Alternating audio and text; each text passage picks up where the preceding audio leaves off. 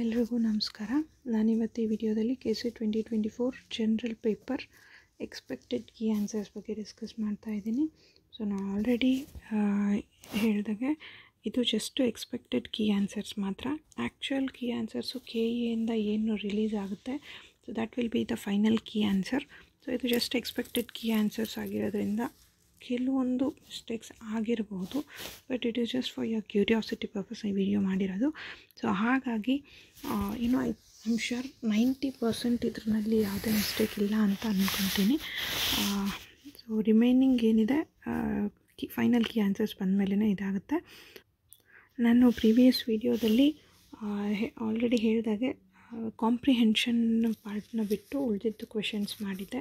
So comprehension part ಬಿಟ್ಟು ಉಳಿದಿದ್ದು questions ಅಂತ ಅಂದರೆ ಅರೌಂಡ್ 25 ಕ್ವೆಶನ್ಸ್ ಮಾಡಿದ್ದೆ. ಸೊ ಇದರಲ್ಲಿ ಕಾಂಪ್ರಿಹೆನ್ಷನ್ ಏನಿದೆ, today Rabindranath Tagore complete 80 years of my life. So ಇಲ್ಲಿ Rabindranath Tagore 80 years of his life, after completing 80 years of his life, how he looks India, ಅದರ ಬಗ್ಗೆ ಹೇಳಿದ್ದಾರೆ ಈ ಒಂದು ಕಾಂಪ್ರಿಹೆನ್ಷನ್ನಲ್ಲಿ. ಸೊ ಅದರ ಬೇಸಿಸ್ ಮೇಲೆ ಕ್ವೆಶನ್ಸ್ ಕೇಳಿರೋದು.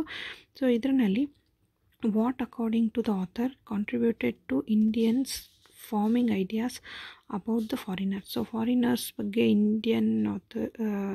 ಇಂಡಿಯಾ ಕಾಂಟ್ರಿಬ್ಯೂಷನ್ ಏನು ಅಂತಂದೇಳಂತ ಕೇಳಿದ್ದಾರೆ ಇದರಲ್ಲಿ ಕ್ವೆಶನ್ನು. ಸೊ ಅದಕ್ಕೆ English rule, English literature, administrative system and economic development. So what according to the author contributed to Indians forming ideas about the foreigners ಅಂದರೆ English literature. Then next one, what was lacking in the educational system of that time according to the author. So educational ಸಿಸ್ಟಮ್ನಲ್ಲಿ ಏನು lacking ಇತ್ತು ಅಂತ ನೋಡೋದಾದರೆ, so ಇದರಲ್ಲಿ ಏನು ಕೊಟ್ಟಿದ್ದಾರೆ ಇದರಲ್ಲಿ ಇಲ್ಲಿ ನೋಡ್ಬೋದು. In those days the type of learning that was served out to us was neither plentiful nor diverse nor was the spirit of scientific enquiry very much in evidence. So ಈ ಸೆಂಟೆನ್ಸಿಂದ ನಮಗೆ ಏನು ಗೊತ್ತಾಗುತ್ತೆ, the lacking in educational system of that time ಅಂದರೆ diversity. The next why did Indian leaders believe that the English will give freedom to our country. So ಯಾಕೆ ಆ ರೀತಿ expectations ಇಟ್ಕೊಂಡಿದ್ರು ಅಂತ ಅಂದರೆ, ಸೊ ಈ ಕ್ವೆಶನ್ಗೆ why did Indian leaders believe ಅಂತಂದೇಳಂದರೆ ನೋಡೋಣ ಇಲ್ಲಿ. ಸೊ ಇದರಲ್ಲಿ ಎಲ್ಲಿ ಬರುತ್ತೆ, ಸೊ ಇಲ್ಲಿ ನೋಡ್ಬೋದು at that time tentative attempts were being made to gain our national independence. So ಈ ಸೆಂಟೆನ್ಸ್ ಆದಮೇಲೆ this belief was so firmly rooted in the sentiments of our leaders as to lead them to hope that the victor would of his own grace pave the path of freedom for the vanquished. This belief was based upon the fact that England at that time provided a shelter to all those who had to flee from persecution in their own country. So ಈ ಸೆಂಟೆನ್ಸಿಂದ ನಮಗೇನು ಅರ್ಥ ಆಗುತ್ತೆ, so why did Indian leaders believe that English will give freedom to our country ಅಂತ ಅಂದರೆ they provided shelter to many political leaders from the around the world. ಅಂದರೆ political ಲೀಡರ್ಸ್ಗೆ they provided shelter. So ಅಂದರೆ Indians ಯಾವಾಗ ಬೇರೆ ಕಂಟ್ರೀಸ್ಗೆ ಹೋದಾಗ ಅವರು ಇಂಗ್ಲೆಂಡ್ನವರು ಅಲ್ಲಿ ಏನು ಆತಿಥ್ಯ ಕೊಡ್ತಾಯಿದ್ರು ಅದರ ಬೇಸಿಸ್ ಮೇಲೆ ಇಂಡಿಯನ್ ಲೀಡರ್ಸು ಆ ರೀತಿ ಯೋಚನೆ ಮಾಡ್ತಿದ್ರು. ಅಂದರೆ ಈಸಿಯಾಗಿ ಅವರು ಫಾರಿನ್ ಕಂಟ್ರೀಸ್ನಲ್ಲಿ ಹೋದಾಗ ಹೇಗೆ ಆತಿಥ್ಯ ಕೊಡ್ತಾರೆ ಹಾಗೆ ನಮಗೆ ಇಂಡಿಯನ್ಸ್ಗೆ ಅಷ್ಟೇ ಈಸಿಯಾಗಿ ಫ್ರೀಡಮ್ ಕೊಡ್ತಾರೆ ಅಂತ ಒಂದು ಯೋಚನೆಯಲ್ಲಿದ್ದರು ಅಂತ ರವೀಂದ್ರನಾಥ್ ಠಾಗೂರ್ ಹೇಳಿದ್ದು. Okay, then next one, which quality of the English impressed the author. So ಯಾವ ಕ್ವಾಲಿಟಿ ಇಂಪ್ರೆಸ್ ಮಾಡಿದ್ದು ಅಂದರೆ liberal humanism. Then next question, why was the author influenced by the speeches of John Wright. So ಯಾಕೆ impress ಆದರು John Wright ಅಂದರೆ, because his speeches were relevant beyond national boundaries. So his speeches was relevant beyond the national boundaries. So ಅದಕ್ಕೆ the author was impressed by speeches of John right ಅಂತ ಹೇಳ್ತೀವಿ. So previous part 1ನಲ್ಲಿ ನಾನು comprehension ಬಗ್ಗೆ discuss ಮಾಡಿರಲಿಲ್ಲ, so ಹಾಗಾಗಿ ಅದರದ್ದು answer ಹೇಳಿದೆ. So already ಇವೆಲ್ಲ ಕ್ವೆಶನ್ಸ್ದು ಆನ್ಸರ್ ನಾನು ಡಿಸ್ಕಸ್ ಮಾಡಿದ್ದೀನಿ. ದೆನ್ ಈಗ 33 ಕ್ವೆಶನ್ನಿಂದ ಮಾಡಬೇಕು. ಸೊ 33 ಕ್ವೆಶನ್ನಿಂದ ನಾನು ಈ ವಿಡಿಯೋದಲ್ಲಿ ಸ್ಟಾರ್ಟ್ ಮಾಡ್ತೀನಿ. ಸೊ 33 ಕ್ವೆಶನ್ ಏನಿದೆ ಅಂತ ನೋಡೋಣ. Aman, Biman, Chiman enter into a partnership by investing 36,000, 44,000 and 28,000 respectively. ಈಗ ಅಮನ್, ಬಿಮನ್, ಚಿಮನ್ ಅನ್ನೋರು 3 ಜನ ಒಂದು ಏನೋ ಒಂದು ಪಾರ್ಟ್ನರ್ಶಿಪ್ನಲ್ಲಿ ಒಂದು ಬಿಸ್ನೆಸ್ ಸ್ಟಾರ್ಟ್ ಮಾಡ್ತಾರೆ.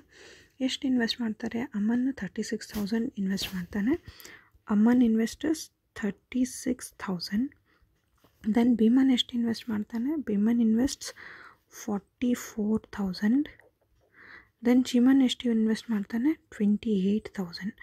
ಸೊ 3 ಜನದ್ದು ಇನ್ವೆಸ್ಟ್ಮೆಂಟ್ ಎಷ್ಟಾಗುತ್ತೆ ಟೋಟಲ್ ಆ್ಯಡ್ ಮಾಡಿದ್ರೆ 36 + 44 + 28.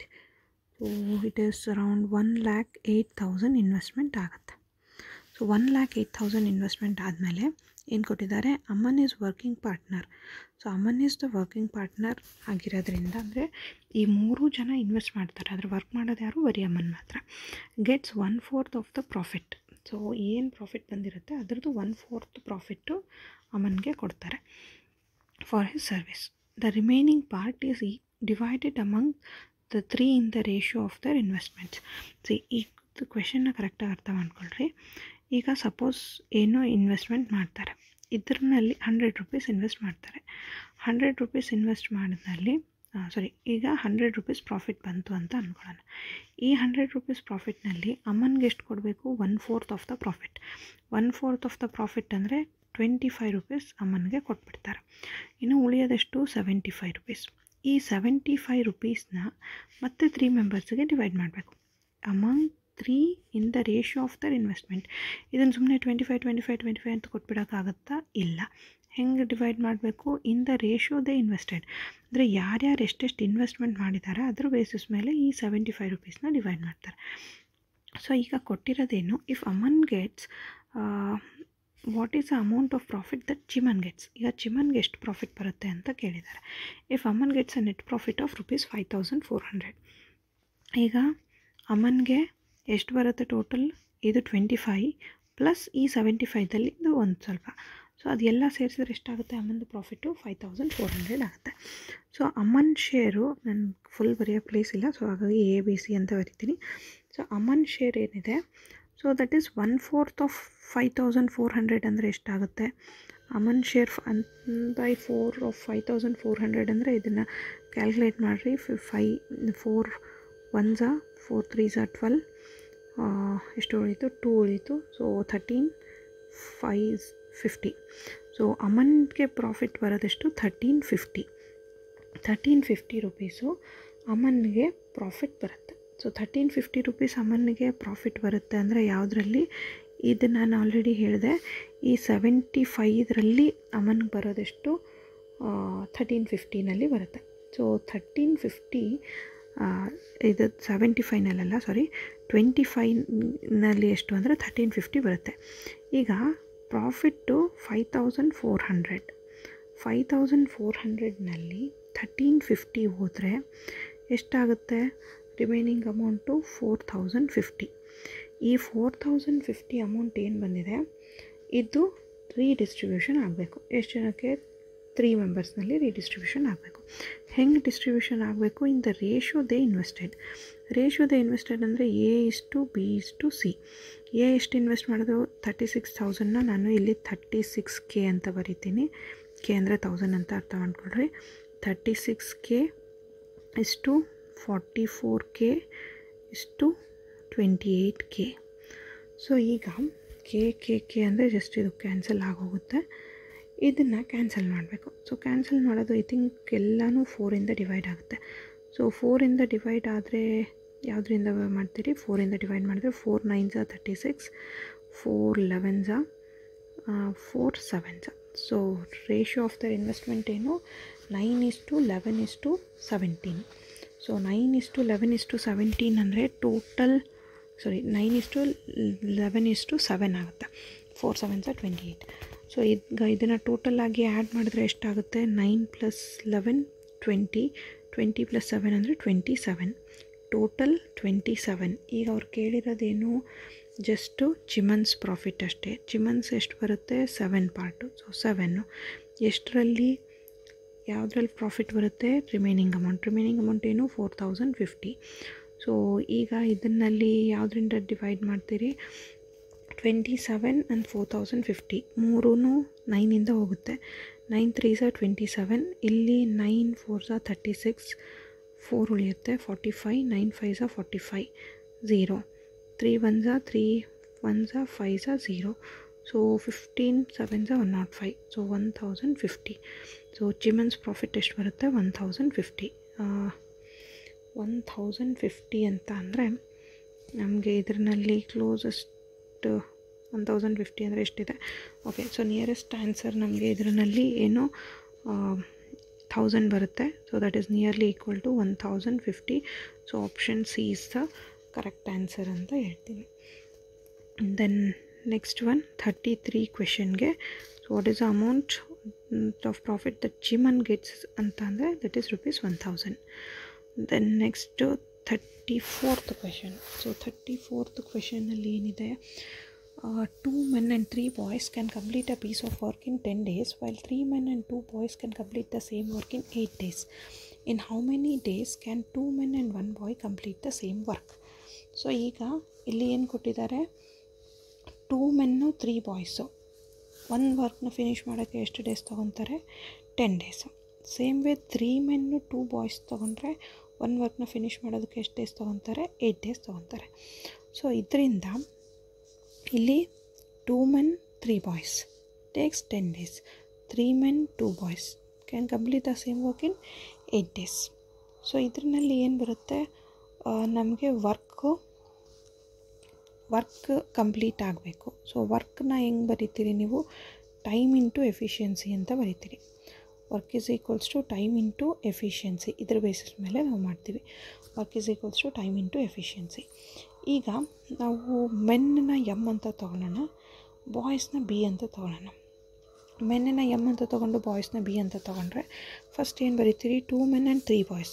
2 men 2m ಅಂತ ಬರಿತೀನಿ, 3 ಬಾಯ್ಸ್ನ 3b ಅಂತ ಬರಿತೀನಿ. ದ್ಯಾಟ್ ಈಸ್ ಈಕ್ವಲ್ ಟು ಒಂದು ವರ್ಕ್ ಕಂಪ್ಲೀಟ್ ಮಾಡೋಕ್ಕೆ ಎಷ್ಟು ಟೈಮ್ ತೊಗೊತಾರೆ? ಸೊ ಒಂದು ವರ್ಕ್ ಕಂಪ್ಲೀಟ್ ಮಾಡೋದಕ್ಕೆ 10 ಡೇಸ್ ತೊಗೊತಾರೆ. ಸೇಮ್ ವೇ ಈಗ ನಾವು 3 men 2 boys. 3 menನ 3m ಅಂತ ಬರಿತೀನಿ, 2 ಬಾಯ್ಸ್ನ 2b ಅಂತ ಬರಿತೀನಿ. They take how many days? 8 days to complete the work. 3 men + 2 boys is equals to 8 days ಅಂತ ಬರಿತೀರಿ. ಈಗ ನಮಗೆ ಬೇಕಾಗಿರೋದೇನು? 1 man ಎಮ್ ಅಂತ ತೊಗೊಂಡಿದ್ದೀವಿ. ಸೊ ಟೋಟಲ್ ವರ್ಕು ಅಂದರೆ ಈಗ ಏನು 10 ಡೇಸ್ನಲ್ಲಿ ಮಾಡಿದ್ರೆ ನಾವು ಏನು ತೊಗೋಬೇಕು? ಇದರಲ್ಲಿ 2 men 3 ಬಾಯ್ಸು 10 ಡೇಸ್ ವರ್ಕ್ ಮಾಡ್ತಾರೆ. ಎಷ್ಟು? 1 ವರ್ಕು. ಸೊ ಅಂದರೆ 2 men + 3 ಬಾಯ್ಸ್ ಟೋಟಲ್ ಎಷ್ಟು ಡೇಸ್ ವರ್ಕ್ ಮಾಡ್ತಾರೆ? 10 ಡೇಸು ಟು ಕಂಪ್ಲೀಟ್ 1 ವರ್ಕ್. ಆಯಿತಾ? Same way 3 men + 2 boys work together ಎಷ್ಟು days? 8 days to complete 1 work. ಈಗ ಇವೆರಡನ್ನೂ ಕಂಪೇರ್ ಮಾಡಿದ್ರೆ 1 ವರ್ಕ್ ಅಂತ ಇರೋದು ಕಾನ್ಸ್ಟೆಂಟ್ ಇದೆ. ಸೊ ಅದನ್ನು ನಾವು ನೆಗ್ಲೆಕ್ಟ್ ಮಾಡಿದ್ರೆ we can equate these two. So ಇದೆರಡನ್ನೂ ಈಕ್ವೇಟ್ ಮಾಡಿದ್ರೆ ನಮಗೇನು ಬರುತ್ತೆ ಅಂತ ನೋಡೋಣ. ಸೊ ಇಲ್ಲಿ 2m + 3b × 10 is equals to 3m + 2b × 8. So ಯಾಕೆ ಈಕ್ವೇಟ್ ಮಾಡ್ತಾ ಇದ್ದೀನಿ ಅಂದರೆ ಎರಡೂ ಕಡೆ 1 ವರ್ಕ್ ಅಂತ ಇದೆ. ಸೊ ಹಾಗಾಗಿ ಈಕ್ವೇಟ್ ಮಾಡ್ತಾ ಇದ್ದೀನಿ. ಸೊ ಇಲ್ಲಿ ಈಕ್ವೇಟ್ ಮಾಡಿದ್ಮೇಲೆ ನಾವು ಮಲ್ಟಿಪ್ಲೈ ಮಾಡ್ಬೋದು. ಸೊ ಮಲ್ಟಿಪ್ಲೈ ಮಾಡಿದ್ರೆ ಏನು ಬರುತ್ತೆ? ಲೈಕ್ 3m × 10 2m × 10 ಅಂದರೆ 20m + 3b × 10 ಅಂದರೆ 30b is equals to 3m × 8 ಅಂದರೆ 24m + 2b × 8 ಅಂದರೆ 16b. ಸೊ ಈಗ ಇದನ್ನು ಬಂದಿದ್ದನ್ನು ನಾವು ಜಸ್ಟ್ ಎಮ್ನ ಒಂದು ಸೈಡು ಬಿನ ಒಂದು ಸೈಡು ಶಿಫ್ಟ್ ಮಾಡಿಕೊಂಡ್ರೆ ಏನು ಬರುತ್ತೆ ಅಂತ ನೋಡೋಣ. ಸೊ 20mನ ಈ ಕಡೆ ಶಿಫ್ಟ್ ಮಾಡ್ಕೊತೀನಿ, 16bನ ಈ ಕಡೆ ಶಿಫ್ಟ್ ಮಾಡ್ಕೊತೀನಿ. ಸೊ ಆವಾಗ ಏನು ಬರುತ್ತೆ? ಫೈನಲ್ ಆಗಿ 24m - 20m is equals to 30b - 16b. So ಅವಾಗ ಏನು ಬಂತು? 24m - 20m ಅಂದರೆ 4m is equals to 30b - 16b ಅಂದರೆ ಎಷ್ಟು ಬರುತ್ತೆ? 30 - 16 4 2 ಓಕೆ 2 - 1 1 14b ಬರುತ್ತೆ. 4m minus 14b ಬಂತು. 4m is equals to 14b. So ಇದು ಕ್ಯಾನ್ಸಲ್ ಆಗುತ್ತಾ? S. 2 2s are 4, 2 7s are 14. ಅಂದರೆ 2 men is equals to 7 boys ಅಂತ ಬಂತು ನಮಗೆ. 2 men is equals to 7 boys. Okay, question ಏನಿದೆ ನಮಗೆ, ನಮಗೆ ಇದರಿಂದ just 2 men equal to 7 boys ಅಂತ ಬಂತು. ಐ ಥಿಂಕ್ ಇದನ್ನು ನೀವು ಬರ್ಕೊಂಡಿದ್ದೀರಿ ಅಂತ ಅಂದ್ಕೊತೀನಿ. 2 men is equals to 7 boys ಅಂತ ಬಂದರೆ ನಮ್ಗೆ ಕೇಳಿರೋದೇನು 2 men and 1 boy ಅಂತ ಕೇಳಿದ್ದಾರೆ. 2 men how many days 2 men and 1 boy takes ಅಂತ ಕೇಳಿದ್ದಾರೆ. ಸೊ 2 men and 1 boy ಅಂತ ಆದರೆ ನಮಗೆ ಏನು 2 men and 1 boyನ ನಾವು ಏನಂತ ಬರ್ಕೊಳ್ಳೋಣ, 2 men ಪ್ಲಸ್ 1 boy ಅಲ್ಲ, 1 boy ಅಂದರೆ ಬಿ ಅಂತ ತೊಗೊಳ್ಳೋಣ. Let them take X days ಅಂತ ತೊಗೊಳ್ಳೋಣ. ಟು ಕಂಪ್ಲೀಟ್ ಟೋಟಲ್ ವರ್ಕ್ನ ಕಂಪ್ಲೀಟ್ ಮಾಡೋದಕ್ಕೆ ಎಕ್ಸ್ ಡೇಸ್ ತೊಗೊತಾರೆ ಅಂತ ಬರ್ಕೊಂಡಿದ್ದೀವಿ. ಈಗ ಟೋಟಲ್ ವರ್ಕ್ ಕಂಪ್ಲೀಟ್ ಮಾಡೋದಕ್ಕೆ 3 ಮೆನ್ನು. ಸೊ ಅರ್ಲಿಯರ್ ಕ್ವೆಶನಲ್ಲಿ 2 men and 3 boys. 2 men plus 3 boys ಎಷ್ಟು ದಿನ ತೊಗೊತಾ ಇದ್ರು? 10 days to complete the total work. ಆಯಿತಾ? ಸೊ ಫಸ್ಟ್ ಬಂದಿದ್ದು ಈ ಕ್ವೆಶನ್ನ ನಾನು ಇನ್ನೊಂದು ಸಲ ಬರೀತಾ ಇದ್ದೀನಿ ಇಲ್ಲಿ. ಸೊ ಇದು ಎರಡನ್ನೂ ಕಂಪೇರ್ ಮಾಡಿದ್ರೆ ನಮಗೇನು ಬರುತ್ತೆ? ಎರಡನ್ನೂ ಕಂಪೇರ್ ಮಾಡಿದ್ರೆ ಎರಡೂ ಸೇಮ್ ಇದೆ total work. So 2m plus p into x is equals to 2m plus 3p into 10 ಅಂತ ಬರಿತೀವಿ. ಸೊ ಈಗ ಅದು ಈಕ್ವಲ್ ಟು ಟೋಟಲ್ ವರ್ಕ್ ಆಗುತ್ತೆ. ನಮ್ಗೆ ಗೊತ್ತಿರೋದೇನು? 2m ಈಕ್ವಲ್ ಟು 7b ಅಂತ ಗೊತ್ತಿದೆ. 2m ಈಕ್ವಲ್ ಟು 7b ನಮಗೆ ಪ್ರೀವಿಯಸ್ ಸ್ಲೈಡ್ನಲ್ಲಿ ಬಂತು 2m ಈಕ್ವಲ್ ಟು 7b ಅಂತ. ಜಸ್ಟ್ ಇದನ್ನು ಇಲ್ಲಿ ಬರಿತೀನಿ ನಾನು. 7b plus p into x is equals to 2m ಪ್ಲೇಸ್ನಲ್ಲಿ 7b ಪ್ಲಸ್ 3b ಇಂಟು 10 ಅಂತ ಬರಿತೀನಿ. ಸೊ ಈಗ 7b ಪ್ಲಸ್ p ಅಂದರೆ 8b into x is equals to 7b plus 3b ಅಂದರೆ 10b. 10b ಇಂಟು 10 ಅಂದರೆ 100b. ಈಗ ನಾವು ಏನು ಮಾಡ್ಬೋದು, ಇದರಲ್ಲಿ ಬಿ ಕ್ಯಾನ್ಸಲ್ ಆಗುತ್ತೆ. ಬಿ ಕ್ಯಾನ್ಸಲ್ ಆದರೆ ಉಳಿಯೋದೇನು? X is equals to 100/8. So 100/8ನ ಕ್ಯಾನ್ಸಲೇಷನ್ ಮಾಡಿದ್ರೆ 4 2s are 8, 4 2s are 8, 4 5s are 20. So 25 4s are 100. ಈಗ 25/2 ಬರುತ್ತೆ. 2 1s are 2, 12.5 ಬರುತ್ತೆ, 12.5. ಸೊ 25/2 ಅಂದರೆ ಆನ್ಸರ್ ಏನು ಬರುತ್ತೆ? 12.5 ಬರುತ್ತೆ. So option C is the correct answer. So 2 men and 1 boy can complete the same work in 12.5 days ಅಂತ ಬರುತ್ತೆ answer. So next ಕ್ವೆಶನ್ಗೆ ಹೋಗೋಣ. 35th question. ಸೊ ಈ ಸಲ ಸ್ವಲ್ಪ ಕಂಪೇರ್ ಮಾಡಿದ್ರೆ ಪ್ರೀವಿಯಸ್ ಇಯರ್ ಕ್ವೆಶನ್ಸ್ ಎಲ್ಲ ಕಂಪೇರ್ ಮಾಡಿದ್ರೆ ಮೆಂಟಲ್ ಎಬಿಲಿಟಿ ರಿಲೇಟೆಡ್ ಕ್ವೆಶನ್ಸ್ ಏನು ಬಂದಿದೆ ಸ್ವಲ್ಪ ಡಿಫಿಕಲ್ಟಿ ಇದೆ. ಪ್ರತಿ ವರ್ಷ ಬಂದಂಗೆಲ್ಲ ಆಸ್ಪಿರೆಂಟ್ಸ್ ಜಾಸ್ತಿ ಆದಂಗೆಲ್ಲ ಏನಾಗುತ್ತೆ, ಡಿಫಿಕಲ್ಟಿ ಲೆವೆಲ್ ಇನ್ಕ್ರೀಸ್ ಆಗ್ತಾ ಹೋಗುತ್ತೆ. ಸೊ ಹಾಗಾಗಿ ಮುಂದಿನ ವರ್ಷ ಅಂತ ಅಂದ್ಕೊಂಡು ಟೈಮ್ ವೇಸ್ಟ್ ಮಾಡೋದಕ್ಕಿಂತಲೂ ಈಗ ಏನಿದೆ ವರ್ಕು, ಈಗ KSET ಮುಗೀತು, ಬರುತ್ತೋ ಬರಲ್ಲೋ ಆ ರಿಸಲ್ಟ್ ಬಗ್ಗೆ ಕನ್ಫ್ಯೂಷನ್. ನೆಕ್ಸ್ಟ್ 35th ಕ್ವೆಶನ್ ನೋಡೋಣ. A hair takes 9 leaps in the same time as dog takes 4, but the dog's leap is 2 1/3 meter long while the hair's is only 1 meter. How many leaps will the dog have to take before catching the hare if the hare had a head start of 16 meter? See, ಇಲ್ಲಿ ಏನಿದೆ, hair ಕೊಟ್ಟಿದ್ದಾರೆ, hair ಅಂದರೆ ಮೊಲ, ಮತ್ತು dog ಕೊಟ್ಟಿದ್ದಾರೆ. So hair takes 9 leaps. So hair ಏನು 9 leaps ತೊಗೊಳುತ್ತೆ and dog ಎಷ್ಟು 4 leaps ತೊಗೊಳುತ್ತೆ. ಹೇರ್ದು ಎಷ್ಟಿದೆ? Hares is only 1 meter. ಅಂದರೆ ಡಿಸ್ಟೆನ್ಸ್ ಕವರ್ಡ್ ಬೈ ಹೇರ್ ಏನು ಬರುತ್ತೆ? ಡಿಸ್ಟೆನ್ಸ್ ಕವರ್ಡ್ ಬೈ ಹೇರ್ ಏನು ಬರುತ್ತೆ? That is equals to 9 into 1 ಅಂದರೆ 9 meter ಬರುತ್ತೆ. Distance covered by dog. So 1 ಲೀಪ್ಗೆ ಎಷ್ಟು ಜಂಪ್ ಮಾಡುತ್ತೆ? 2 1/3. ಅಂದರೆ 4 ಲೀಪ್ಸ್ಗೆ 4 into 2 1/3 ಅಂದರೆ ಎಷ್ಟಾಗುತ್ತೆ? 4 into 2 3s are 6 plus 1 7, 7/3 ಅಂದರೆ ಎಷ್ಟು? 28/3. ಈಗ ನಾವು ಇದನ್ನು ಕಂಪೇರ್ ಮಾಡಿದ್ರೆ ಹೇರು 9 ಲೀಪ್ಸಿಗೆ 9 meter ಡಿಸ್ಟೆನ್ಸ್ ಟ್ರಾವೆಲ್ ಮಾಡಿದ್ರೆ ಡಾಗು 4 ಲೀಪ್ಸ್ಗೆ 28/3 meters ಡಿಸ್ಟೆನ್ಸ್ ಕವರ್ ಮಾಡುತ್ತೆ. ಅಂದರೆ ಇಲ್ಲಿ ಏನು ಕೊಟ್ಟಿದ್ದಾರೆ? Hair already started head start of 16 meters ಅಂತ ಕೊಟ್ಟಿದ್ದಾರೆ. ಅಂದರೆ ಹೇರ್ ಆಲ್ರೆಡಿ ಸ್ಟಾರ್ಟ್ ಆಗಿ 16 meters ಕವರ್ ಮಾಡಿದೆ ಡಿಸ್ಟೆನ್ಸು. ಈಗ ಡಾಗ್ ಇಲ್ಲಿಂದ ಸ್ಟಾರ್ಟ್ ಮಾಡುತ್ತೆ. ಸೊ ಡಾಗ್ ಇಲ್ಲಿಂದ ಸ್ಟಾರ್ಟ್ ಮಾಡಿದ್ರೆ ಹೇರ್ ಏನು ಇಲ್ಲಿದೆ, ಮೊಲ ಇಲ್ಲಿದೆ, 16 meters ಅಹೆಡ್ ಆಫ್ ಡಾಗ್. ಈಗ ಡಾಗ್ ಇಲ್ಲಿಂದ ಸ್ಟಾರ್ಟ್ ಮಾಡುತ್ತೆ. ಡಾಗ್ ಎಷ್ಟು 4 ಲೀಪ್ಸಿಗೆ ಎಷ್ಟು ಡಿಸ್ಟೆನ್ಸ್ ಕವರ್ ಮಾಡುತ್ತೆ? 28/3.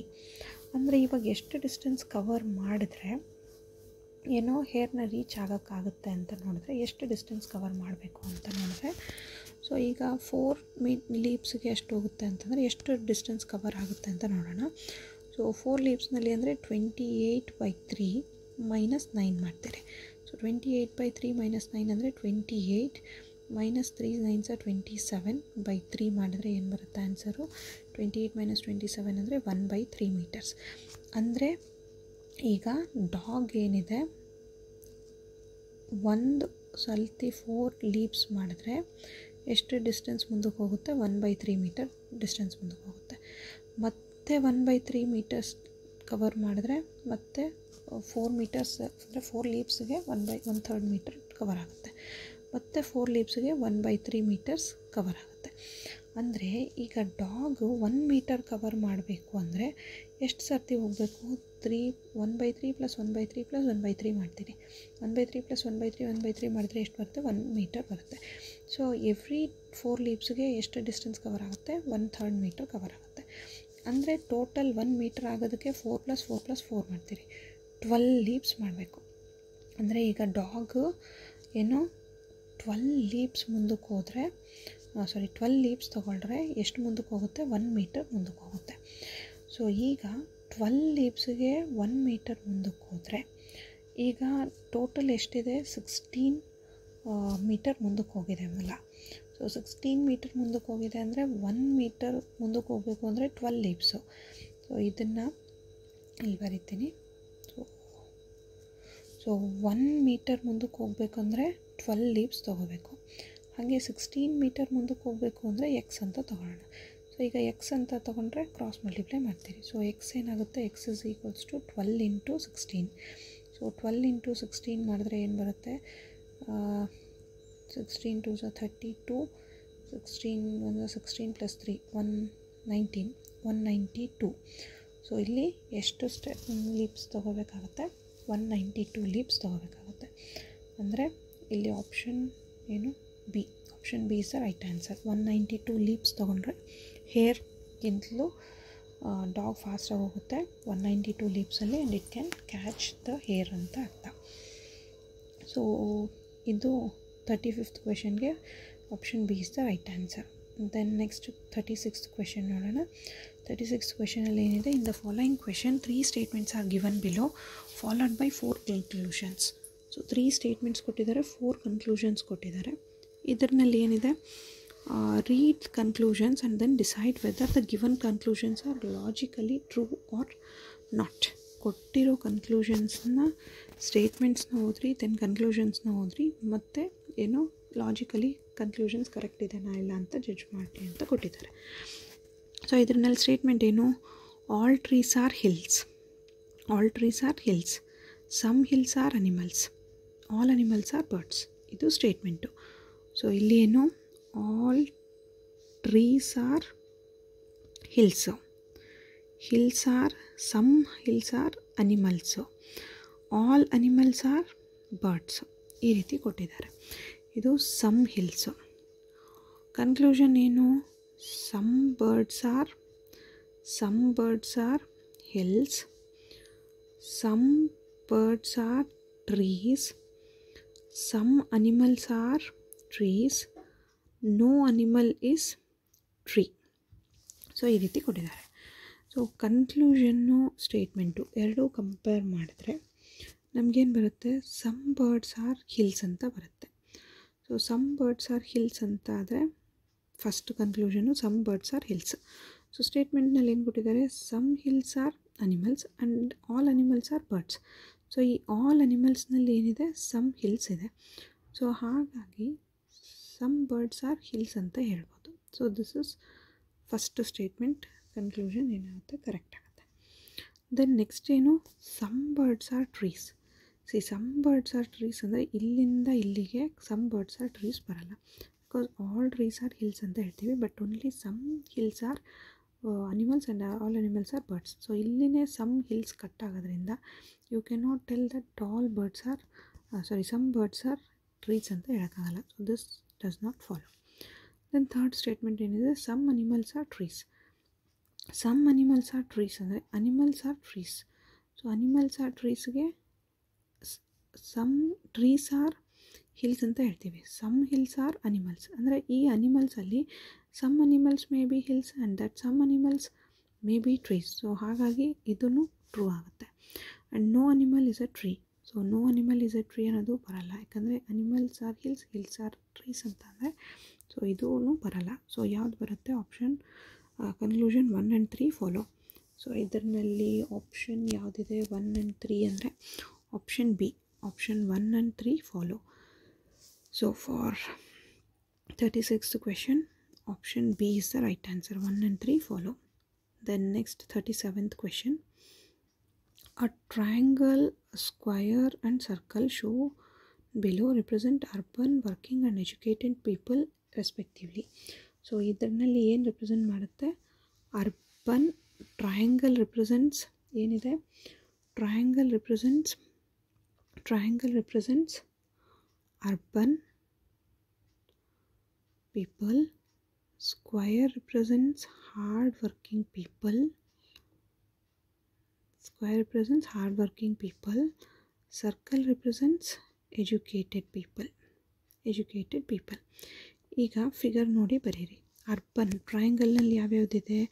1 2 3 4 1 2 3 4 4 3 4 ಆಯಿತಾ. ಈಗ ಹಾರ್ಡ್ ವರ್ಕಿಂಗ್ ಅಂದರೆ ಸ್ಕ್ವೇರಲ್ಲಿ ಯಾವುದಿದೆ? 2 3 6 5 2 3 5 6 ಇದಿದೆ ಆಯಿತಾ. ಈಗ ಸರ್ಕಲ್ ರಿಪ್ರೆಸೆಂಟ್ಸ್ ಎಜುಕೇಟೆಡ್ನಲ್ಲಿ ಯಾವುದಿದೆ? 3 4 5 7 3 4 5 7 ಇದು ಎಜುಕೇಟೆಡ್. ಈಗ ಅವ್ರು ಕೊಟ್ಟಿರೋದೇನು? Which one of the areas marked from 1 to 7 represent urban, educated who are not hard working. ಅರ್ಬನ್ನು ಎಜುಕೇಟೆಡ್ನಲ್ಲಿ ಯಾವುದು ಕಾಮನ್ ಇದೆ ನೋಡ್ಕೊಳ್ಳೋಣ.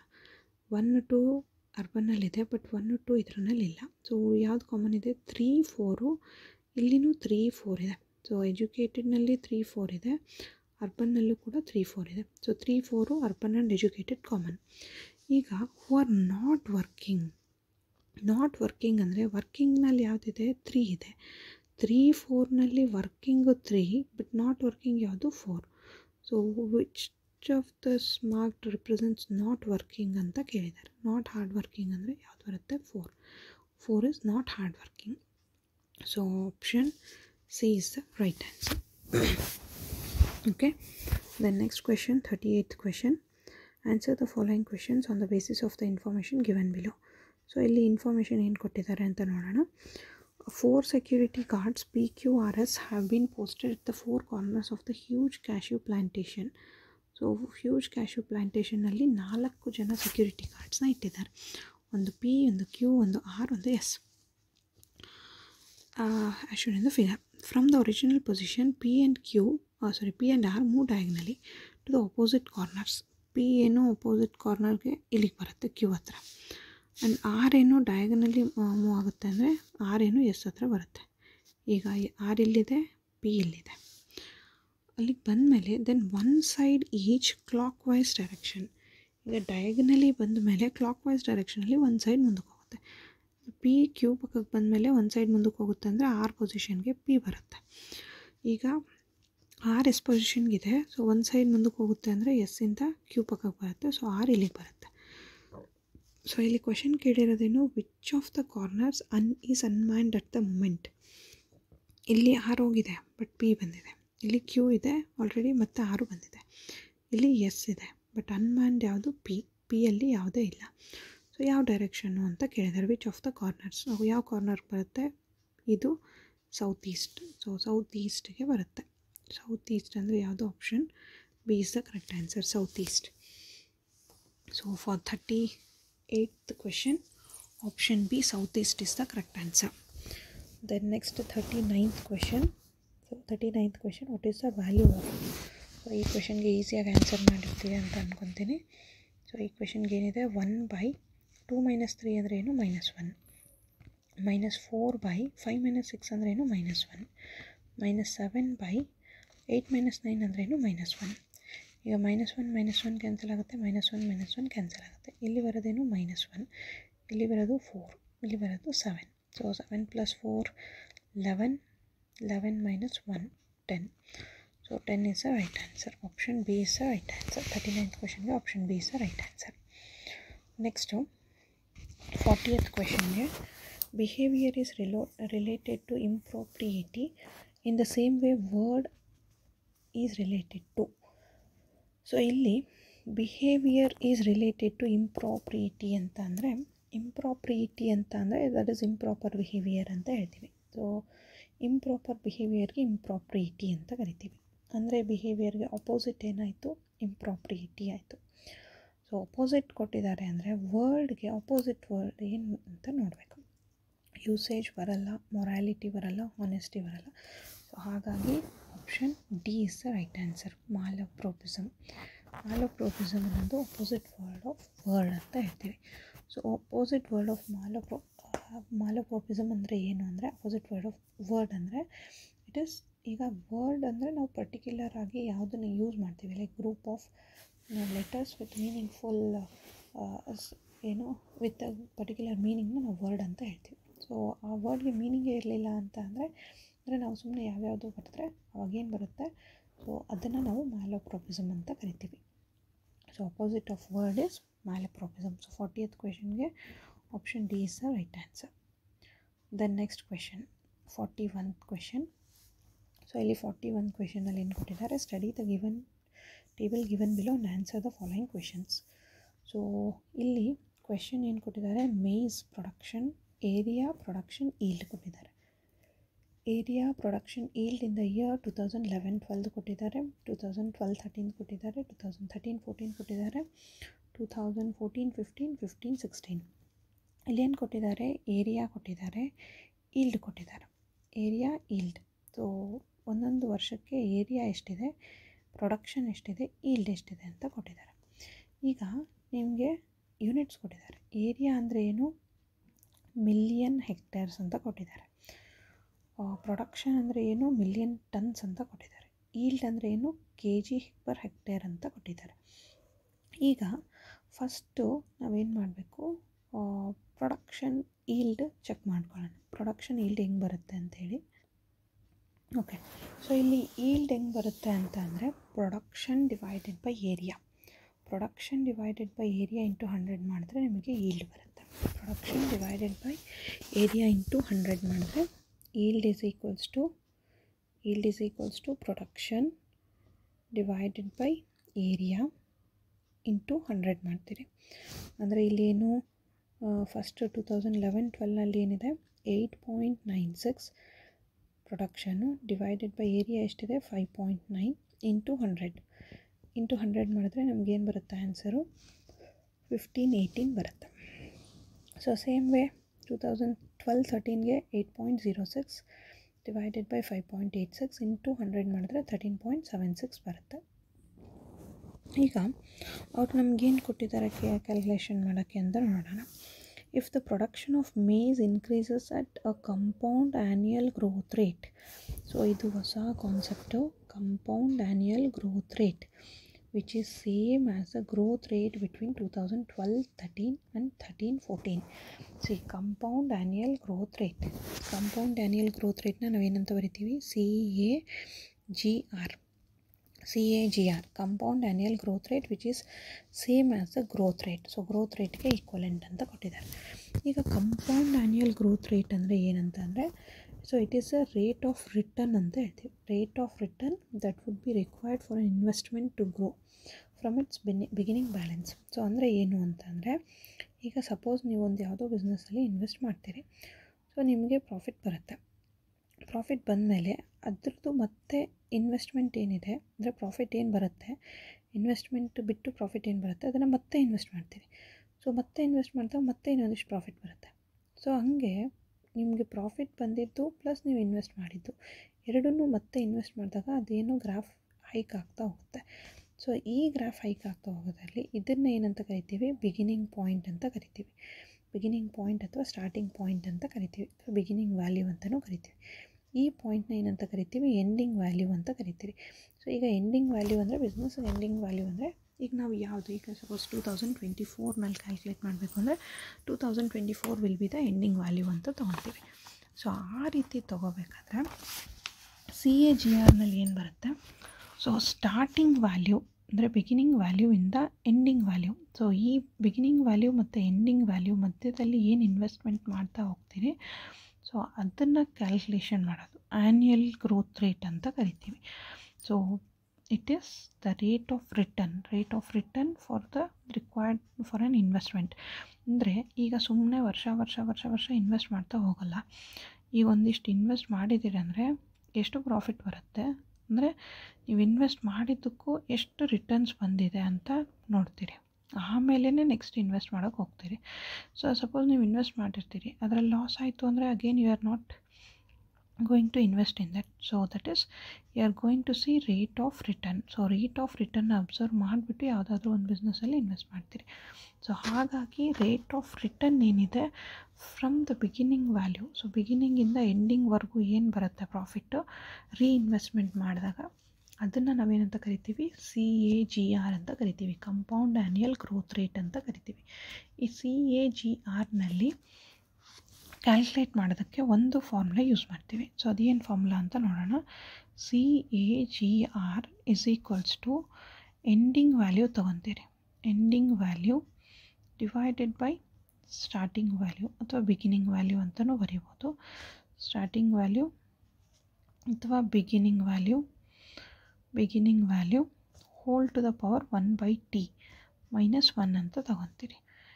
ಈಗ ಹೋಲ್ ಬೈ ಟಿ 1/t - 1 ಅಂತ ತೊಗೊಂಡ್ರೆ ಈಗ ನಮಗೇನು ಕೊಟ್ಟಿದ್ದಾರೆ, first you should calculate CAGR of 2012-13ಗೆ ಇಲ್ಲಿ ಏನು ಕೊಟ್ಟಿದ್ದಾರೆ, production of maize increase at the compound annual growth rate which is same as a growth rate between 2012-13 and 2013-14 ಅಂತ ಕೊಟ್ಟಿದ್ದಾರೆ. ಸೊ ಸ್ಟಾರ್ಟಿಂಗ್ ಏನಾಯಿತು, ಇಲ್ಲಿ ಎಂಡಿಂಗ್ ವ್ಯಾಲ್ಯೂ ತೊಗೋಬೇಕಲ್ಲ. ಸೊ ಎಂಡಿಂಗ್ ವ್ಯಾಲ್ಯೂ ಏನಿದೆ 2013-14 ಎಂಡಿಂಗ್ ವ್ಯಾಲ್ಯೂ 9.99 ಇದೆ. ಆ್ಯಂಡ್ ಸ್ಟಾರ್ಟಿಂಗ್ ವ್ಯಾಲ್ಯೂ ಏನು ಬರುತ್ತೆ, beginning value 8.06 ಬರುತ್ತೆ. 8.06 hole to the power 1/t. 1/t ಅಂದರೆ ಇಲ್ಲಿ ನಂಬರ್ ಆಫ್ ಇಯರ್ಸ್ನ ನಾವು ಜಸ್ಟ್ 1 ಇಯರ್ ತೊಗೊತಾ ಇದ್ದೀವಿ. ಸೊ ಹಾಗಾಗಿ 1 ಅಂತ ತೊಗೊಂಡ್ರೆ -1 ಇಂಟು ಏನಾಗುತ್ತೆ, 100 ಆಗುತ್ತೆ. ಸೊ ಇದು ಏನು CAGR ಕ್ಯಾಲ್ಕುಲೇಷನ್ ಮಾಡೋದು. ಸೊ ಇದನ್ನು ನಾವು ಕ್ಯಾಲ್ಕುಲೇಟ್ ಮಾಡಿದ್ರೆ ನಮಗೇನು ಬರುತ್ತೆ ಆನ್ಸರು ಫೈನಲ್ಲಾಗಿ CAGR ಫಸ್ಟ್ದು ಇಲ್ಲಿ 9.99 - 8.06 ಮಾಡಿದ್ರೆ 1.93 ಬರುತ್ತೆ. ಸೊ 1.93 ಬರುತ್ತೆ ನಿಮಗೆ ಆನ್ಸರ್. ಇದ್ರದ್ದು 1.93 ಬಂದಿದ್ದಕ್ಕೆ ನೀವು ಏನು ಕ್ಯಾಲ್ಕುಲೇಷನ್ ಮಾಡ್ತೀರಿ, ಸೊ ಇಲ್ಲಿ -1 ಇದೆ ಅಲ್ಲ, ಸೊ ಇಲ್ಲಿ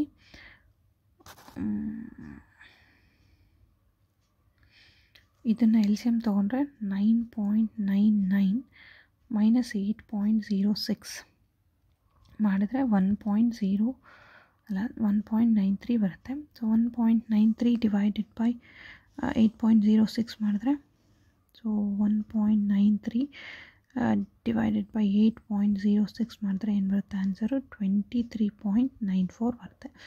ಸೊ ಇದನ್ನು ನಾವೇನಂತ ಕರಿತೀವಿ, CAGR ಅಂತ ಕರಿತೀವಿ. CAGR. So CAGR is the same as growth rate ಅಂತ ಕೊಟ್ಟಿದ್ದಾರೆ ಕ್ವೆಶನಲ್ಲಿ, which is same as a growth rate. So growth rate ಅಂದರೆ ಎಷ್ಟು ಬಂತು, 23.94 ಬಂತು. ಸೊ CAGR 23.94 ಬಂದಿದೆ ಅಂದರೆ ನಮಗೆ, ಸೊ ಇಲ್ಲಿ ಜಸ್ಟ್ ಇನ್ನೊಂದು ಸರ್ತಿ ಕ್ಲಿಯರ್ ಆಗಿ ಮಾಡ್ತೀನಿ ನಾನು ಇದನ್ನು. 9.99 -1 ಇದೆ. ಸೊ ಇಲ್ಲಿ LCM ತೊಗೊಂಡ್ರೆ ಏನಾಗುತ್ತೆ, 8.06 ಡಿವೈಡೆಡ್ ಬೈ 8.06 ಆಗುತ್ತೆ. ಇದು ಇಂಟು 100. ಸೊ ಇದನ್ನು 8.06 ಸಬ್ಟ್ರಾಕ್ಷನ್ ಮಾಡಿದ್ರೆ 1.93 ಬರುತ್ತೆ. ಡಿವೈಡ್ ಬೈ 8.96 ಮಾಡಿದ್ರೆ 8.06 ಮಾಡಿದ್ರೆ 23.94 ಬರುತ್ತೆ. ಸೊ ಇದು CAGRದು ಬಂತು. CAGR 23.94 ಬಂತು. ಅದು ಆಪ್ಷನ್ ಸಾರಿ ಇದು ನೆನ್ಪಿಟ್ಕೊಳ್ರಿ. ಈಗ CAGR ಬಂದಮೇಲೆ ನಮಗೆ ಇನ್ನು ಪ್ರೊಡಕ್ಷನ್ ಫೈಂಡ್ ಔಟ್ ಮಾಡಬೇಕು. ಪ್ರೊಡಕ್ಷನ್ ಫೈಂಡ್ ಔಟ್ ಮಾಡಬೇಕು ಅಂದರೆ ಏನು ಮಾಡ್ತೀವಿ, ಪ್ರೊಡಕ್ಷನ್ ಫಾರ್ಮುಲಾ ಏನು ಯೂಸ್ ಮಾಡ್ತೀವಿ ಅಂದರೆ production is equals to initial production into CAGR divided by 100 plus 1 ಅಂತ ತೊಗೊತೀವಿ. ಇಲ್ಲಿ ಎನ್ ಅಂದರೆ ನಂಬರ್ ಆಫ್ ಇಯರ್ಸ್ ಅಂತ ಬರಿತೀವಿ. ಈಗ ಇನಿಷಿಯಲ್ ಪ್ರೊಡಕ್ಷನ್ ನಮಗೇನು ಕೇಳಿದ್ದಾರೆ, what would be the yield of the crop field in 2015-16 area under cultivation remaining the same. ಅಂದರೆ ನಿಮಗೆ 2015-16ದು ಪ್ರೊಡಕ್ಷನ್ ಏನಿದೆ ಅಂತ ಫೈಂಡ್ ಔಟ್ ಮಾಡಬೇಕು. So for this CAGR what is the production ಅಂತ ಕೇಳಿದ್ದಾರೆ. ಸೊ ಅದಕ್ಕೆ ಇನಿಷಿಯಲ್ ಪ್ರೊಡಕ್ಷನ್ ಏನು ಸ್ಟಾರ್ಟ್ ಮಾಡ್ತಾ ಇರೋದು 2012ಇಂದ, ಅದಕ್ಕೆ 8.06 ಇಂಟು CAGR ಎಷ್ಟಿದೆ 23.94 ಡಿವೈಡೆಡ್ ಬೈ 100 ಪ್ಲಸ್ 1. ಇಲ್ಲಿ ಎನ್ ವ್ಯಾಲ್ಯೂ, ಎನ್ ಅಂದರೆ 2012 to 13, 13 to 14, 14 to 15, 15 to 16 ಅಂದರೆ ಟೋಟಲ್ ಎಷ್ಟಾಯಿತು 4 ಇಯರ್ಸ್. ಸೊ 4 ಇಯರ್ಸ್ ಅಂತ ಅಂದರೆ ಇದನ್ನೇನು ಬರೀತೀರಿ 8.06 23.94 ಬೈ 100. ಸೊ ಅದೇನಾಗುತ್ತೆ 0.23 ಆಗುತ್ತೆ. 0.2394ಗೆ ಪ್ಲಸ್ 1 ಆ್ಯಡ್ ಮಾಡಿದ್ರೆ 1.2394 ಆಗುತ್ತೆ. ಹೋಲ್ ಟು ದ ಪವರ್ 4 ಅಂತ ಬರೀತೀರಿ. So whole to the power 4 ಮಾಡಿದ್ರೆ 8.06 ಇಂಟು ಇದನ್ನು 1.2394 ಹೋಲ್ ಟು ದ ಪವರ್ 4 ಮಾಡಿದ್ರೆ ಏನು ಬರುತ್ತೆ ಆನ್ಸರು 2.36. ನಾನು ಡೆಸಿಮಲ್ಸ್ ಜಾಸ್ತಿ ತೊಗೊಂಡಿಲ್ಲ, ಜಸ್ಟ್ 2 ಡಿಜಿಟ್ಸ್ ಅಷ್ಟೇ ತೊಗೊಂಡಿದ್ದೀನಿ. ಸೊ ಇಲ್ಲೇನು ಬರುತ್ತೆ ಪ್ರೊಡಕ್ಷನ್ನು 8.06 ಇಂಟು 2.36 ಮಾಡಿದ್ರೆ 9.02 ಬರುತ್ತೆ. ಸೊ ಪ್ರೊಡಕ್ಷನ್ ಏನು ಬಂತು 19.02. ಸೊ ಇದೆರಡು ಮಲ್ಟಿಪ್ಲೈ ಮಾಡಿದ್ರೆ 19.02 ಬರುತ್ತೆ. ಇದು ಪ್ರೊಡಕ್ಷನ್ ಆಯಿತು. ಬಟ್ ನಮ್ಗೆ ಕೇಳಿರೋದೇನು what would be the yield ಅಂತ ಕೇಳಿದ್ದಾರೆ. Yield if area under cultivation remains the same. Area cultivation 6.1 ಇದೆ, ಏರಿಯಾ ಫಾರ್ 2015-16 6.1, ಅದಕ್ಕೆ ಯೀಲ್ಡ್ ಎಷ್ಟು ಬಂತು ನಮಗೆ 19.02 ಬಂತು. ಸೊ ಯೀಲ್ಡು ಪ್ರೊಡಕ್ಷನ್ 19.02 ಬಂದಿದೆ ಅಂದರೆ production is equals to 19.02. Area ಎಷ್ಟಿದೆ, ಏರಿಯಾ ಇಸ್ 6.1. ಸೊ ನಾವು ಏನು ಮಾಡ್ತಾಯಿದ್ವಿ, ಎರಡನ್ನೂ ಡಿವೈಡ್ ಮಾಡ್ತಾಯಿದ್ವಿ, ಇಂಟು 100 ಮಾಡ್ತೀವಿ. ಸೊ ಎರಡನ್ನೂ ಡಿವೈಡ್ ಮಾಡಿಕೊಂಡು ಇಲ್ಲಿ ಏನಿದೆ production in tons and yield in kg per hectare. So 10,000 ತೊಗೊತೀರಿ. ಸೊ ಅದಕ್ಕೆ ಇಲ್ಲಿ 19.02 ಡಿವೈಡೆಡ್ ಬೈ 6.1 ಮಾಡಿದ್ರೆ ಏನು ಬರುತ್ತೆ ನಮಗೆ ಆನ್ಸರು 3118 ಬರುತ್ತೆ. ಸೊ 3118 ಅಂದರೆ it is approximately nearly equal to 3124 ಅಂತ ಬರಿತೀವಿ. So option C is the right answer. So for 41th ಕ್ವೆಶನ್ಗೆ option C is the right answer. So ಇಲ್ಲಿ ಆ್ಯಕ್ಚುಲಿ ಈ ಕ್ವೆಶನ್ ಸ್ವಲ್ಪ ಕನ್ಫ್ಯೂಷನಲ್ಲಿದೆ. ಯಾಕೆಂದರೆ ಇಲ್ಲಿ ನಾವು CAGRದು ಏನು ವ್ಯಾಲ್ಯೂ ತೊಗೋಬೇಕಾದ್ರೆ ಇಲ್ಲಿಂದ ತೊಗೊತೀವಿ, ಸ್ಟಾರ್ಟಿಂಗ್ ವ್ಯಾಲ್ಯೂ ಎಂಡಿಂಗ್ ವ್ಯಾಲ್ಯೂ ಅಂತ ಹೇಳಿ. ಸೊ ಇಲ್ಲಿ ನಾನು 4 ತೊಗೊಂಡು ಮಾಡಿದೆ ನಂಬರ್ ಆಫ್ ಇಯರ್ಸು. ಬಟ್ 2012-13ಗೆ 13-14ಗೆ if you are taking like 2 years ಅಂತ ತೊಗೊಂಡ್ರೆ 2012ಇಂದ 2014ವರೆಗೂ 2 ಇಯರ್ಸ್ ಅಂತ ತೊಗೊಂಡ್ರೆ ಅದ್ರದ್ದು ಕ್ಯಾಲ್ಕುಲೇಷನ್ ಏನು ಬರುತ್ತೆ ಅಂತ ಮಾಡಿಬಿಟ್ಟು ಚೆಕ್ ಮಾಡಿರಿ. ಸೊ ಫಾರ್ ದ ಬೆಸ್ಟ್ ಯಾವ್ದು ಆನ್ಸರ್ ಕರೆಕ್ಟ್ ಆಗುತ್ತೆ ಅಂತ. ಬಟ್ ನಮ್ಮ ಕ್ಯಾಲ್ಕುಲೇಷನ್ ಪ್ರಕಾರ ನಿಯರ್ಲಿ ಈಕ್ವಲ್ ಟು 3124 ಬಂದಿದೆ. Next graph 42. ಸೊ 42 ಕ್ವೆಶನಲ್ಲಿ ಏನು ಹೇಳುತ್ತೆ, study the following graph ಕೇರ್ಫುಲ್ಲಿ and answer the questions below. So 42 ಗ್ರಾಫ್ನಲ್ಲಿ ಏನು ಕೊಟ್ಟಿದ್ದಾರೆ ಅಂತ ನೋಡೋಣ. ಸೊ 42 ಗ್ರಾಫ್ನಲ್ಲಿ ಈಗ ಈ 42 ಗ್ರಾಫ್ನ ಅಬ್ಸರ್ವ್ ಮಾಡಿದ್ರೆ ಇಲ್ಲೇನು ಕೊಟ್ಟಿದ್ದಾರೆ, ಪ್ರಾಫಿಟ್ ಪರ್ಸೆಂಟೇಜ್ ಕೊಟ್ಟಿದ್ದಾರೆ ಆ್ಯಂಡ್ ಗ್ರಾಫ್ಸ್ ಕೊಟ್ಟಿದ್ದಾರೆ. Profit percentage and graphs of company X and company Y.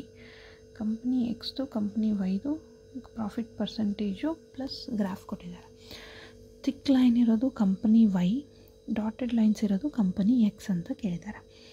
So study the following graph carefully and answer the questions below. So question ಏನು ಕೊಟ್ಟಿದ್ದಾರೆ ಅಂತ ನೋಡೋಣ. The expenditure of company Y in 2008 and 2009 is 25 lakh and 30 lakh respectively. What was the total income of company Y in 2008 and 2009 together? So ಇಲ್ಲಿ ಏನು ಕೇಳಿದ್ದಾರೆ, expenditure of company y in 2008 and 2009 is 25 lakh and 30 lakh respectively. ಅಂದರೆ company ವೈದು ಈ thick line ಇರೋದು company ವೈದು 2008ನಲ್ಲಿ ಎಷ್ಟಿತ್ತು, ಇಲ್ಲಿ 50. 2009ನಲ್ಲಿ ಎಷ್ಟಿತ್ತು, ಎಷ್ಟಿದೆ 60. ಸೊ 2008ನಲ್ಲಿ 50%, 2009ನಲ್ಲಿ 60% ಇದೆ. ಅಂದರೆ expenditure of the company y in 2008 25 lakhs ಅಂತ ಕೊಟ್ಟಿದ್ದಾರೆ. 25 lakhs ಅಂದರೆ ಎಷ್ಟು ಪರ್ಸೆಂಟೇಜು, 50%. 2009ನಲ್ಲಿ 30 lakhs ಅಂತ ಕೊಟ್ಟಿದ್ದಾರೆ. 30 lakhs ಅಂದರೆ ಎಷ್ಟು, 60%. ಸೊ ಅದನ್ನು ಕ್ಯಾಲ್ಕುಲೇಷನ್ ಮಾಡಿದ್ರೆ ನಿಮಗೆ ಟೋಟಲ್ ಇನ್ಕಮ್ ಏನು ಅಂತ ಬರುತ್ತೆ. Total income of company y in 2008 and 2009 together ಅಂತ ಗೊತ್ತಾಗುತ್ತೆ.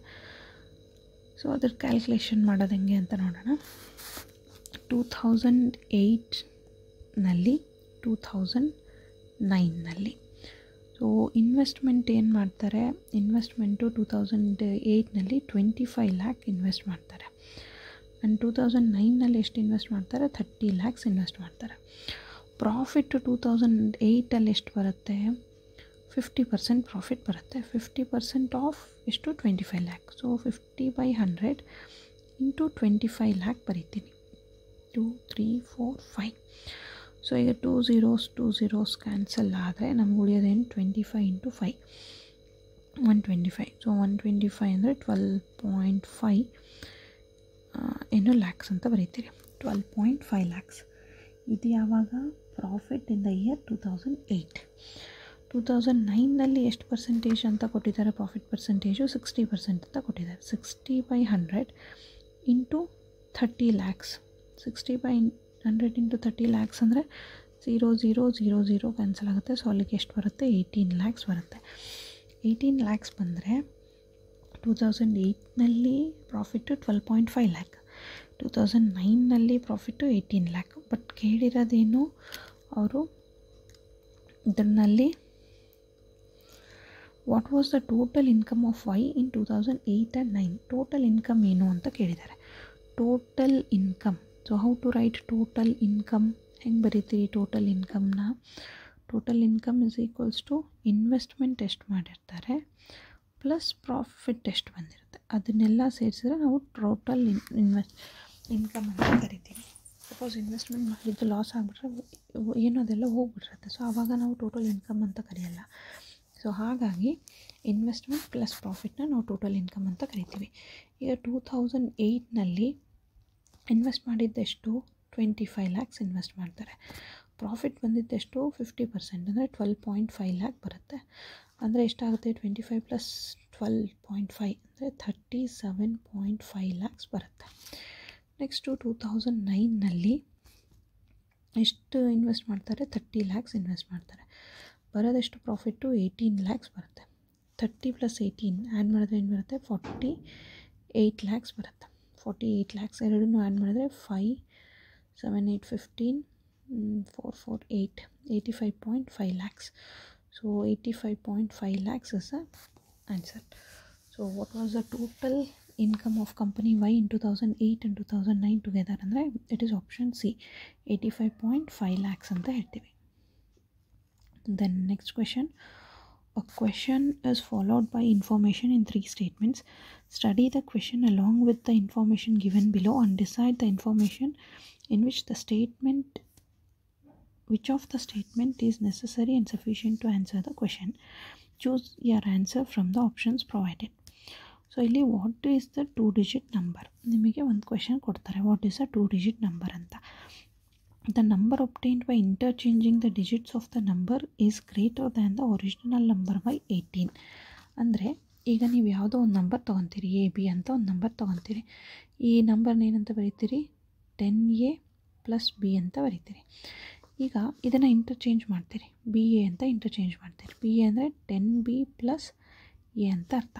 ಈಗ ಫಸ್ಟ್ ಸ್ಟೇಟ್ಮೆಂಟ್ ಏನು ಹೇಳುತ್ತೆ, the number obtained by interchanging the digits of a number is greater than the original number by 18.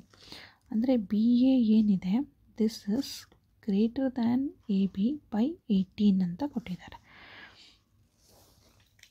ಇದರಿಂದ ನಾವು ಬಿ ಎನ ಏನಂತ ಬರಿಬೋದು, 10b + a ಅಂತ ಬರೀತೀರಿ.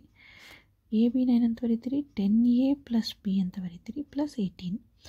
ಸೊ ಇದನ್ನು ಸಿಂಪ್ಲಿಫೈ ಮಾಡಿದ್ರೆ ನಮಗೇನು ಬರುತ್ತೆ, 10a - a ಮಾಡಿದ್ರೆ 10b - b ಮಾಡಿದ್ರೆ 9b - 9a = 18. ಸೊ ಇದರಿಂದ ಏನು ಬರುತ್ತೆ, b - a = 2 ಅಂತ ಬರುತ್ತೆ. ಇದು ಫಸ್ಟ್ ಸ್ಟೇಟ್ಮೆಂಟ್ ಆಯಿತು. ಸೆಕೆಂಡ್ ಒನ್ ಏನಿದೆ, the sum of 2 digits of a number is 14. ಏನು ಕೊಟ್ಟಿದ್ದಾರೆ, a + b = 14 ಅಂತ ಕೊಟ್ಟಿದ್ದಾರೆ. ಈಗ ನಮಗೆ 2 ಲೀನಿಯರ್ ಈಕ್ವೇಷನ್ಸ್ ಬಂತು, b - a = 2, a + b = 14. So ಈ 2 ಈಕ್ವೇಷನ್ಸ್ ಇಟ್ಕೊಂಡು ನಾವು ಯಾವುದು 2 ಡಿಜಿಟ್ಸ್ ಯಾವುದು ಅಂತ ಫೈಂಡ್ ಔಟ್ ಮಾಡ್ಬೋದು. ಸೊ ಹಾಗಾಗಿ ಕೊಟ್ಟಿರೋ ಆಪ್ಷನ್ಸ್ನಲ್ಲಿ which are the necessary and sufficient condition to answer the question ಅಂತ ಕೇಳಿದ್ದಾರೆ. ಸೊ ನಮಗೆ ಇಲ್ಲಿ ಮೂರು ಸ್ಟೇಟ್ಮೆಂಟ್ ತೊಗೊಳ್ಳೋ ಬದಲು ಜಸ್ಟ್ ನಮಗೆ ಫಸ್ಟ್ ಸೆಕೆಂಡ್ ಸ್ಟೇಟ್ಮೆಂಟಿಂದನೇ ಆನ್ಸರ್ ಬಂದು ಹೋಗ್ಬಿಡುತ್ತೆ. So option A is the right answer, only first and second. So first and ಸೆಕೆಂಡ್ಲಿಂದನೇ ನಮಗೆ ಆನ್ಸರ್ ಬಂದು ಹೋಗುತ್ತೆ ಅಂದರೆ then no need of third statement ಅಂತ ಹೇಳ್ಬೋದು. ಸೊ 43 ಕ್ವೆಶನ್ಗೆ option A only 1 and 2 is the right answer. Then next question ನೋಡೋಣ. A new express train has a capacity of 500 seats, of which 10% are executive class and the rest are the chair car. So ಈಗ ಒಂದು ಹೊಸ train ಇದೆ, ಆ train capacity ಏನಿದೆ 500 seats ಇದೆ. 500 ಸೀಟ್ಸ್ನಲ್ಲಿ 10% ಎಷ್ಟಿದೆ, executive class. 10% of 500 ಅಂದರೆ ಎಷ್ಟು ಬರುತ್ತೆ, 10/100 × 500 ಮಾಡ್ತೀರಿ. ಸೊ 0 zeros ಹೋದರೆ 5 10s 50. ಈಗ ಇರೋ 500 ಸೀಟ್ಸ್ನಲ್ಲಿ 50 ಸೀಟ್ಸು ಎಕ್ಸಿಕ್ಯೂಟಿವ್ ಕ್ಲಾಸ್ಗೆ ಹೋಯಿತು. ಅಂದರೆ ರಿಮೈನಿಂಗ್ ಎಷ್ಟಿದೆ, rest are in chair car. ಈಗ ಎಕ್ಸಿಕ್ಯೂಟಿವ್ ಸೀಟ್ಸು 50 ಆದರೆ ದಿಸ್ ಇಸ್ ಎಕ್ಸಿಕ್ಯೂಟಿವ್ ಸೀಟ್ಸ್ ಅಂತ ಕರಿತೀವಿ, executive class. Remaining are chair car ಅಂದರೆ 500 - 50. ಸೊ 500 - 50 ಮಾಡಿದ್ರೆ ಏನು ಬರುತ್ತೆ, 450 ಬರುತ್ತೆ. ಸೊ ಈ 450 ಏನಿದೆ ಅದು ಚೇರ್ ಕಾರ್ದು ಅಂತ ಕೊಟ್ಟಿದ್ದಾರೆ. During the journey the train was booked 85% of it's capacity. 85% of it's capacity ಅಂದರೆ 500ಗೆ 85% ಅಂದರೆ ಎಷ್ಟಾಗುತ್ತೆ, 85% ಆಫ್ 500 ಅಂದರೆ 2 zeros ಕ್ಯಾನ್ಸಲ್ ಆಗುತ್ತೆ. 85 × 5. ಸೊ 85 × 5 ಮಾಡಿದ್ರೆ ಏನು ಬರುತ್ತೆ ನಿಮಗೆ answer, 5 5s 25, 5s 40, +2 42. So 425 seats book ಆಗಿದೆ. 425 ಸೀಟ್ಸು ಬುಕ್ ಆಗಿರೋದ್ರಲ್ಲಿ ಎಕ್ಸಿಕ್ಯೂಟಿವ್ ಕ್ಲಾಸ್ ಎಷ್ಟು ಕೊಟ್ಟಿದ್ದಾರೆ, if the executive class was booked 96% of it's capacity. 96% of it's capacity ಅಂದರೆ ಎಕ್ಸಿಕ್ಯೂಟಿವ್ ಸೀಟ್ಸ್ದು ಕೆಪಾಸಿಟಿ ಎಷ್ಟು, 50 ಸೀಟ್ಸು. 50 ಸೀಟ್ಸ್ಗೆ 96% ಅಂದರೆ 96/100 × 50 ಅಂತ ಬರೀತೀರಿ. 0 0 5 1s 5 2s 2 1s 2 4s 8 2 8s 16. So 48 seats executive ಕ್ಲಾಸ್ನಲ್ಲಿ book ಆಗೋಗಿದೆ. ಈಗ ಕೇಳಿರೋದೇನು, ಬುಕ್ ಆಗಿರೋದು 425 ಸೀಟ್ಸು, ಅದರಲ್ಲಿ 48 ಸೀಟ್ಸು ಎಕ್ಸಿಕ್ಯೂಟಿವ್. ಉಳಿಯೋದೆಷ್ಟು, 425 - 48 ಮಾಡಿದ್ರೆ 377 ಸೀಟ್ಸು ಬುಕ್ ಆಗಿದೆ. 377 ಯಾವುದು, ಚೇರ್ ಕಾರ್ದು ಬುಕ್ ಆಗಿದೆ. ಈಗ 377 ಚೇರ್ ಕಾರ್ಸ್ ಬುಕ್ ಆಗಿದೆ ಅಂದರೆ ಟೋಟಲ್ ಚೇರ್ ಕಾರ್ಸ್ ಎಷ್ಟು, ಬಂತು ನಮಗೆ, 450 ಚೇರ್ ಕಾರ್ಸ್ ಬಂದಿದೆ. 450 ಚೇರ್ ಕಾರ್ಸಲ್ಲಿ 377 ಚೇರ್ ಕಾರ್ಸ್ ಸಬ್ಟ್ರ್ಯಾಕ್ಟ್ ಮಾಡಿದ್ರೆ ಎಷ್ಟು ಉಳಿಯುತ್ತೆ 73. So chair car seats were empty during that journey. So ಎಷ್ಟು ಚೇರ್ ಕಾರ್ಸು ಎಂಟಿ ಇತ್ತು ಡ್ಯೂರಿಂಗ್ ದಟ್ ಜರ್ನಿ ಅಂದರೆ ನಮಗೇನು ಬಂದಿದೆ answer 73 seats for empty. So ಇದಕ್ಕೆ ಕರೆಕ್ಟ್ ಆಪ್ಷನ್ ಯಾವುದು? Option B. For 44th question option B is the right answer. Then next question, 2 quantities, one in column A and one in column B are given. Determine the relationship between 2 quantities. So 2 quantity ಕೊಟ್ಟಿದ್ದಾರೆ column A ಮತ್ತು column ಬಿನಲ್ಲಿ. ಆ 2 quantity ಮಧ್ಯೆ ಇರೋ ರಿಲೇಷನ್ಶಿಪ್ನ find out ಮಾಡಿರಿ ಅಂತ ಕೊಟ್ಟಿದ್ದಾರೆ. So column ಎನಲ್ಲಿ ಏನು ಬರುತ್ತೆ ಅಂತ ನೋಡೋಣ. 9 + 1/0.9 + 1/9 + 1 ಅಂತ ಇರೋದನ್ನು 10 ಅಂತ ಬರೀತೀನಿ. ಸೊ 10 ಅಂತ ಬರೆದಾಗ ಏನಾಗುತ್ತೆ, ಇದು 9 + 1/0.9 + 0.1. ನಾವು 1/10 0.1 ಅಂತ ಬರಿಬೋದಾ? ಸೊ 9 + 1/1.0 ಅಂದರೆ it is nothing but 1 only. So 9 + 1 ಏನಾಗುತ್ತೆ, 10 ಆಗುತ್ತೆ. ಸೊ ಕಾಲಮ್ ಎನಲ್ಲಿ ಕೊಟ್ಟಿರೋ ಇದಷ್ಟರದ ವ್ಯಾಲ್ಯೂ ಏನು, 10. ಕಾಲಮ್ ಬಿನಲ್ಲಿ ಏನು ಕೊಟ್ಟಿದ್ದಾರೆ, 10. ಸೊ ಈಗ ಆಪ್ಷನ್ನ ಕಂಪೇರ್ ಮಾಡಿರಿ. Determine the relationship between these 2 quantities. So option column ಎನಲ್ಲೂ 10 ಇದೆ, ಕಾಲಮ್ ಬಿನಲ್ಲೂ 10 ಇದೆ. ಸೊ ಏನು ಬರುತ್ತೆ option? Quantity column A is greater than quantity in column B? No. Quantity in column B is greater than quantity in column A? No. Both the quantities are equal? Yes. Option C is the right answer. Both the quantities are equal anta ಹೇಳ್ತೀವಿ. So 45th question ಗೆ option C is the right answer. The next one, 46th question. Which one of the following organizations maintains the database related to allocation of IP address of the internet? So ಈಗ I P ಅಡ್ರೆಸ್ನ allot ಮಾಡೋಂಥ ಸಂಸ್ಥೆ ಯಾವುದು ಅಂತ ಕೇಳಿದ್ದಾರೆ. So ಇದರಲ್ಲಿ world wide web consortium, internet engineering task force, internet corporation for assigned names and numbers, internet society. So ಈ 4 ಆಪ್ಷನ್ನಲ್ಲಿ ಯಾವುದು ಏನು maintains the database related to allocation of I P address ಮಾಡೋದು ಯಾವುದು ಅಂದರೆ ICANN ಅಂತ ಹೇಳ್ತೀವಿ. ಸೊ ICANN ಅಂದರೆ ಏನು? Internet corporation for assigned names and numbers.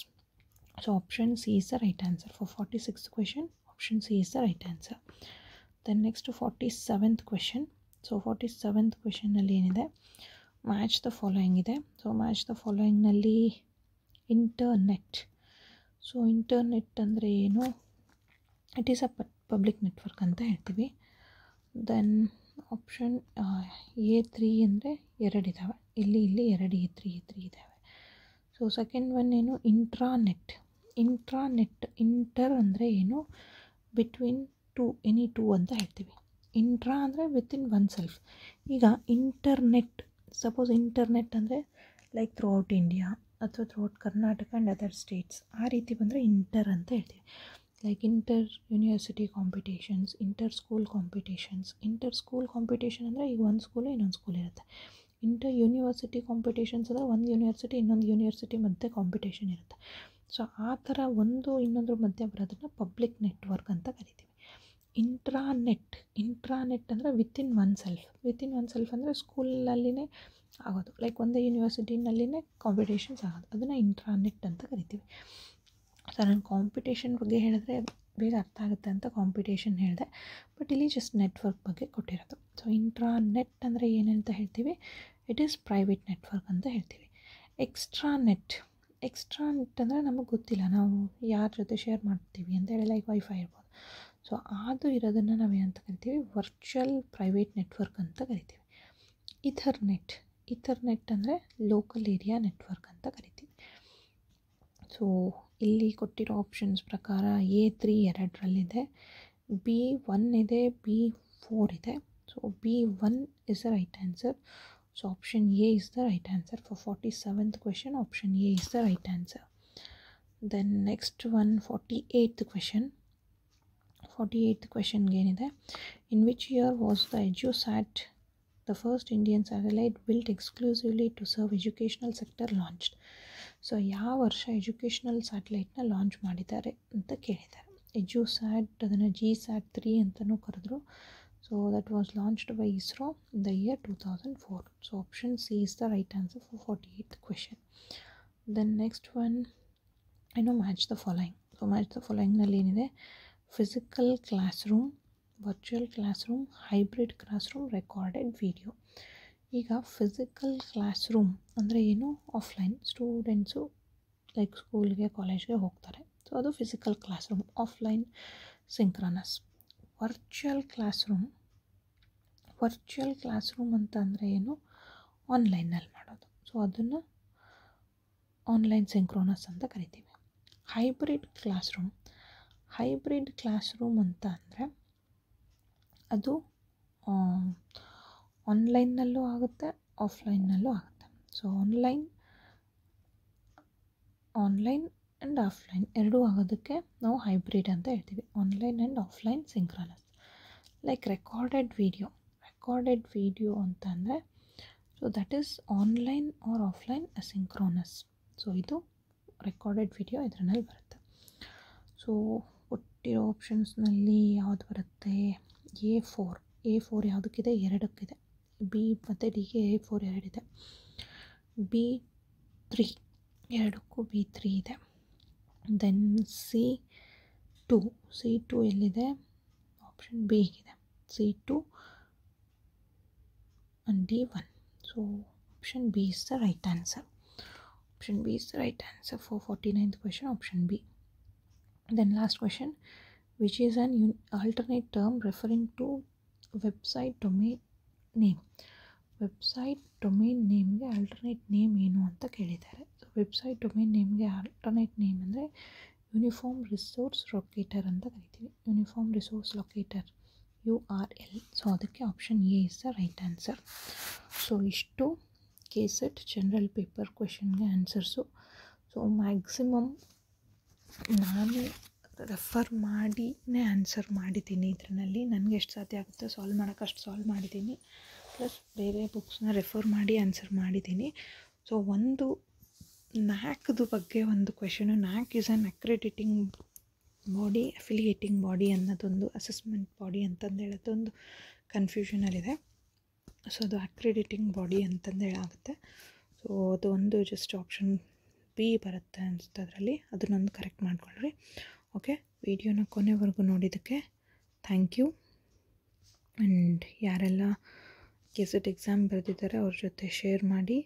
And 50 ಕ್ವೆಶನ್ಸ್ಗೆ ನಿಮ್ಮದು ಆನ್ಸರ್ಸ್ ಎಷ್ಟು ಕರೆಕ್ಟ್ ಆಗಿದೆ ಅಂತ ಕಮೆಂಟ್ ಮಾಡಿ. And if you are new to this channel then subscribe to this channel for more videos. Okay, so ಈಗ general ಪೇಪರ್ದು key answers complete ಆಗಿದೆ. So ಹಾಗಾಗಿ ನಾಳೆ ನಾನು ಫಿಸಿಕಲ್ ಸೈನ್ಸ್ದು ಕೀ ಆನ್ಸರ್ಸ್ನ ಅಪ್ಲೋಡ್ ಮಾಡ್ತೀನಿ. So stay tuned to that. ನಾಳೆಗೆ ಫಿಸಿಕಲ್ ಸೈನ್ಸ್ದು ಕೀ ಆನ್ಸರ್ಸ್ನ ಅಪ್ಲೋಡ್ ಮಾಡ್ತೀನಿ. Okay, till then take care. Thank you.